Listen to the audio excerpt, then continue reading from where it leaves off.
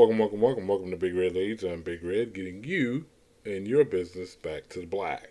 Today, I wanted to touch base with everybody. How are you doing? How are things? How's the family? How's the business? How are you? How are you dealing with life situations? What we're talking about today, though, is unsolicited advice. Um, I'm pretty sure many of you have heard the term.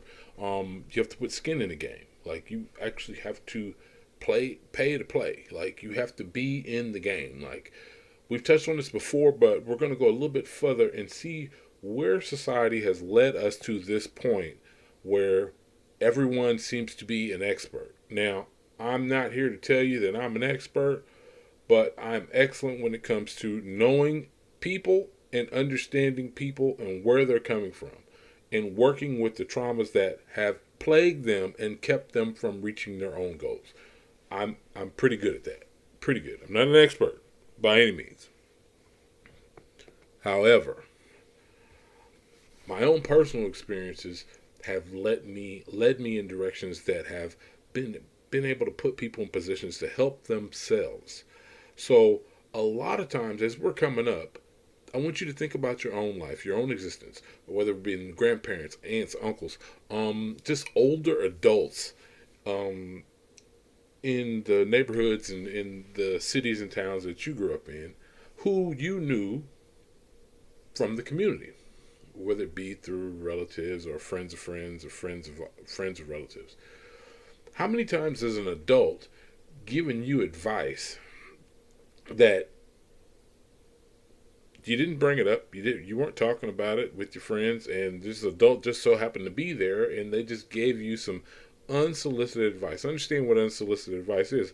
Unsolicited advice. No one has prepped this person to talk to you about it. They just felt the need to speak to you because you are a young person, and maybe they feel that you need to be spoken to so that you continue to stay on the right path, or the path that is might have been carved out for you.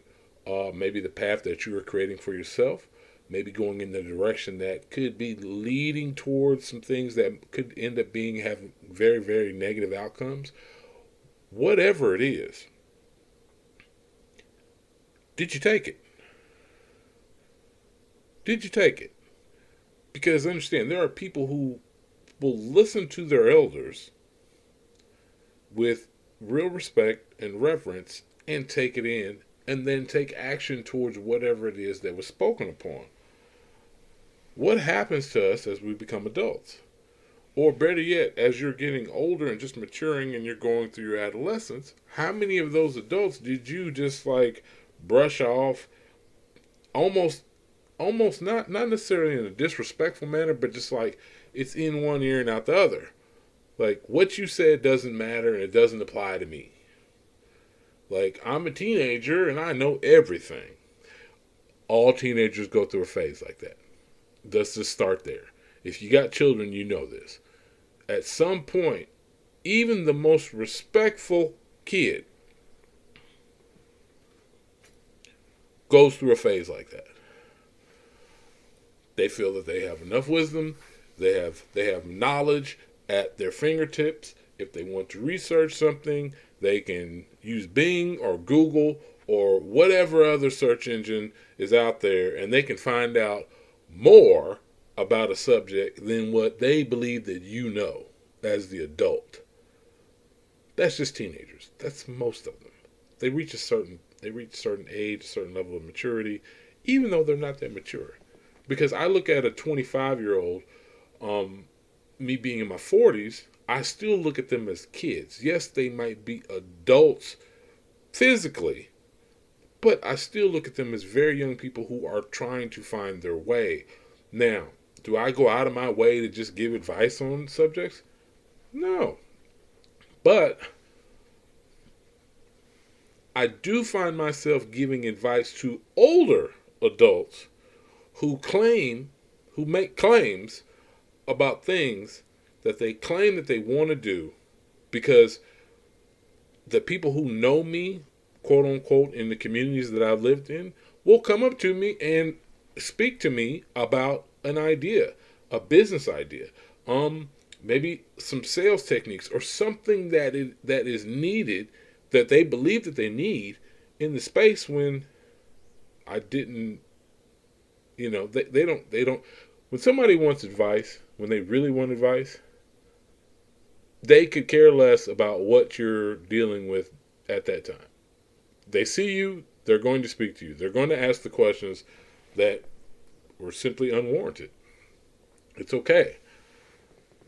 But as a teenager, and these adults are speaking to you, have you ever just taken a second to really think about who gave you some advice for some scenarios that were coming up in your life that it might not have happened, the situation might not have become awry or might not have arrived until years later? Between my grandfather and my great grandmother, they have always given unsolicited advice. And 95% of the time, the advice that they gave, because I looked at them with the utmost respect and reverence, I soaked everything in. Now, whether I was going to apply it, I wouldn't apply it until the situation came up, or I'd already gone through the experience, and then I remembered them saying something in regards to that experience, and okay, this is the possibility of this outcome if you don't take this advice. It's not that you should. It's okay. This is what I've learned from that situation. I don't want you to repeat the same mistake. Learn from my mistakes. Learn from those around you who have made those mistakes. And my grandfather is probably one of the greatest people on the planet when it comes to giving unsolicited advice. All my childhood friends who grew up with me, we're in the Midwest, who grew up with me in the areas, especially small town that I grew up in, as far as a part of my life, a big chunk of my life, know my grandfather. And I'm not talking about like the times they come over and we're going to go to the swim pool and we're just hanging out. No, I'm speaking on the fact that my grandfather would see them, even to this day, at the shopping center, at the local store, grocery store, at the gas station, wherever. He sees them and he still gives advice. I don't have to be there. And all my friends who watch this video know what I'm talking about. My grandfather is the same way with older adults. My grandfather's he's in his he's in his 80s. So understand, he looks fantastic for his age. He's in great shape. But not only is he in great shape, he's mentally sharp. This is the man who molded me and let me free. You understand what I'm saying? Not in a negative way whatsoever, but he let me be me, but at the same time he gave me principles and guidelines to simply look at a situation before and assess it. He gave me the ability to really break down the situation before I made a move on it. I'm so thankful for this. And a lot of my friends will say the same. This is what's crazy.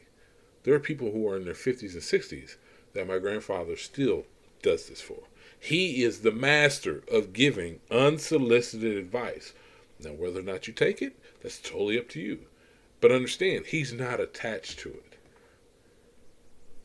There are so many people right now, especially today, who are giving unsolicited advice to people who not only don't want to hear it, don't want to be bothered with it, they're not going to take any action towards it. At the same time, they're not taking any action on anything else that could be positive for them or have a positive outcome for their own lives, business, and situations. So why, as an adult, do we turn this off, especially when it comes to younger adults? Why do we turn this off when it comes to our friends? A friend is somebody that you should be able to tell, like, okay, hey, you're messing up right now, and I'm saying this to you out of love. Now, If they're on their purpose, they're on their code, they're moving in a direction that they feel is deemed or worthy of continuing down this path, whether it's positive or negative, that's an outcome that they're still going to have to pursue.